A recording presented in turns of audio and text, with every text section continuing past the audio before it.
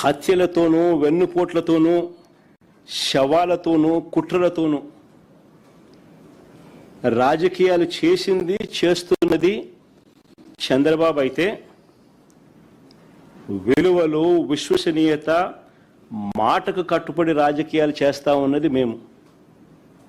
గర్వంగా కూడా చెప్తా ఉన్నాను నేను ఈ మాట. వైఎస్ఆర్ కాంగ్రెస్ పార్టీ జగన్ గురించి నేను ఒకటే గర్వంగా కూడా చెప్తా ఉన్నా. జగన్ మంచోడు కాబట్టే మా తాతను రాజారెడ్డి గారిని చంపిన వాళ్ళు ఈ రోజుకి కూడా ప్రశాంతంగా బతుకుతూ ఉన్నారు. జగన్ చెడ్డోడైనంటే వాళ్ళంతా బతుకుండే వాళ్ళ.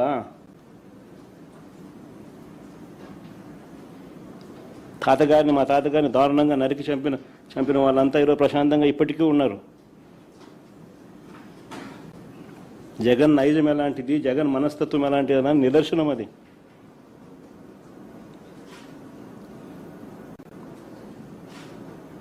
వారికి ఎప్పటికీ ఏమీ కాదు. ఎందుకనంటే మాకు నేర్పించింది రాజకీయాలు ఎలా చేయాలని మాకు నాన్న నేర్పించింది హత్యలు చేయమని కాదు, చంద్రబాబు నాయుడు గారి మాదిరి ప్రజలకు మంచి చేసి మంచి పేరు తెచ్చుకొని రాజకీయాలు చేయాలని.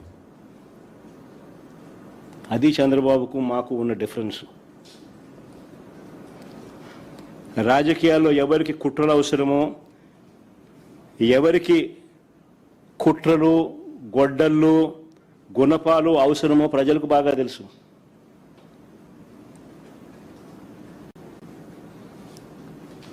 చంద్రబాబు గారు మీకు 77 ఏళ్ల వయసు. బహుశా మీకు ఇది లాస్ట్ ఎలక్షన్ ఏమో. 77 ఏళ్ల వయసు, ఎలక్షన్లు వచ్చేసరికి 80 ఏళ్ళు.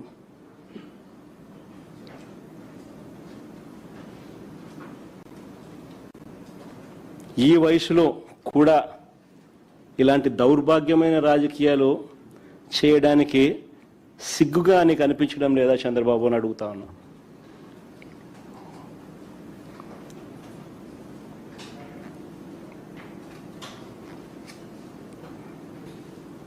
చేతిలో గవ్వలేదు.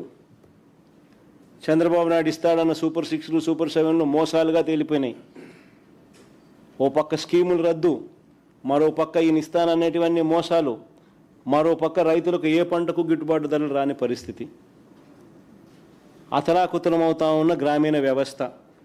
పొదుపు సంఘాల అక్క చెల్లెమ్మలకు 0 వడ్డీ రద్దు. పొదుపు సంఘాల అక్క చెల్లెమ్మలు రుణాల పరపతి మా హయాంలో మేము స్టార్ట్ చేసినప్పుడు 25,000 కోట్లు ఉంటే దాన్ని 49,000 కోట్లకు మేము రుణాలు పెంచుకుంటూ పోతే 0 వడ్డీ ఇస్తూ, చేయూతనిస్తూ, అక్క చెల్లెమ్మలకు తోడుగా నిలబడుతూ ఆసరా అనే ప్రోగ్రాంను అమలు చేస్తూ రకరకాలుగా చేయూతనిస్తూ మేము తీసుకొని పోతే చంద్రబాబు నాయుడు గారి హయాంలో అక్క చెల్లెమ్మల పరిస్థితి ఎంత దారుణంగా పడిపోయిందనంటే పొదుపు సంఘాల పరపతి 0 వడ్డీ సైతం అక్క చెల్లెమ్మలకు రాని పరిస్థితి. ఆసరా కథ దేవుడెరుగు, చేయూత కథ దేవుడెరుగు. అన్ని పథకాలు రద్దయిపోయినాయి వైఎస్ఆర్సీపీ ప్రభుత్వంలో ఉన్నటువన్నీ కూడా. ఈయన ఇస్తానన్న సూపర్ 6, సూపర్ 7లు మోసాలుగా తేలాయి.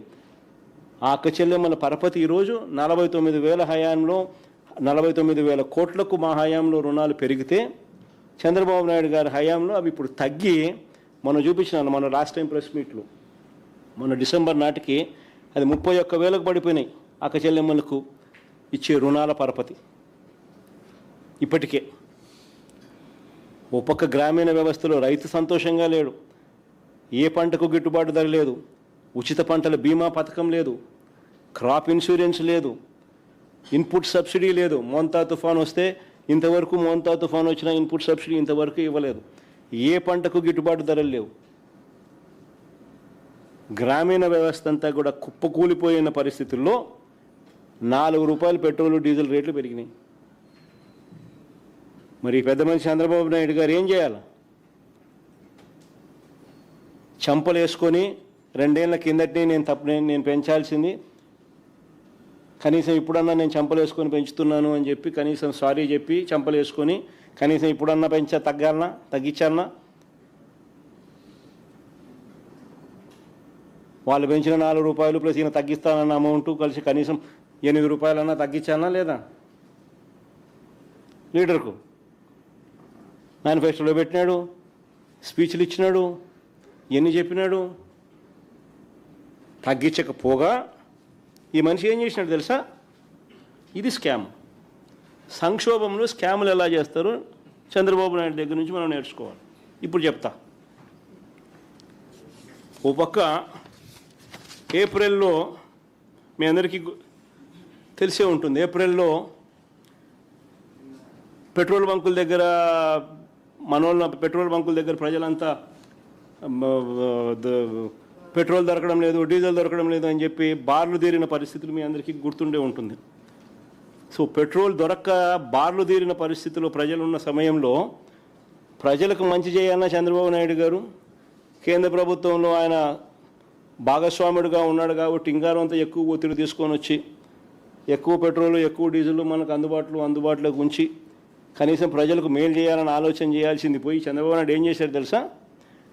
ఐఓసికి, ఈ ఆయిల్ మార్కెటింగ్ కంపెనీస్ ఉన్నాయి, బీపీసీఎల్, ఐఓసి, వీళ్ళకందరికీ ఏమని లెటర్ రాస్తారు తెలుసా? ప్రజల కోసంగా లెటర్ రాసేది. అమరావతిలో కాంట్రాక్టర్లకు రీటైల్ బంకుల్లో బల్క్ సప్లై అనేది వాళ్ళకు ఇవ్వకండి, అవి రేట్ ఎక్కువ, రీటైల్ బంకుల్లోనే వాళ్ళు తీసుకుంటారు, అది రేటు తక్కువ, ఆ పెట్రోల్ డీజిల్ వాళ్ళకి ఆ డీజిల్ వాళ్ళకి అందుబాటులో ఉంచండి అని చెప్పి లేఖ రాసినాడు.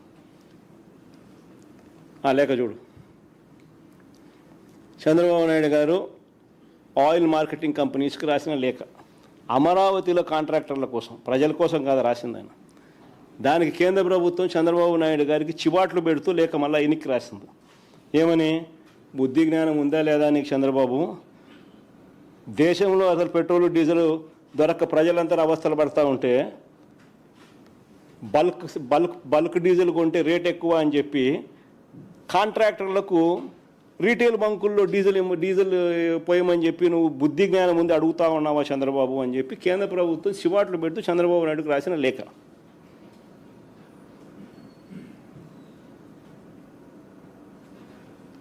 ఇంతకన్నా దారుణం ఎక్కడైనా ఉంటుందా?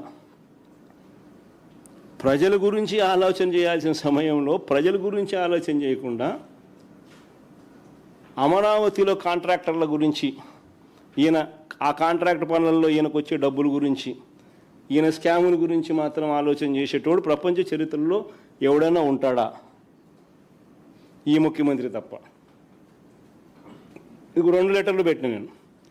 ఏపీ గవర్నమెంటు రాసిన లెటరు 24/4/2026, అంటే 24 ఏప్రిల్ 2026న ఆంధ్రప్రదేశ్ గవర్నమెంటు ఆయిల్ మార్కెటింగ్ కంపెనీస్కు, అంటే ఐఓసికి, బీపీసీఎల్కు,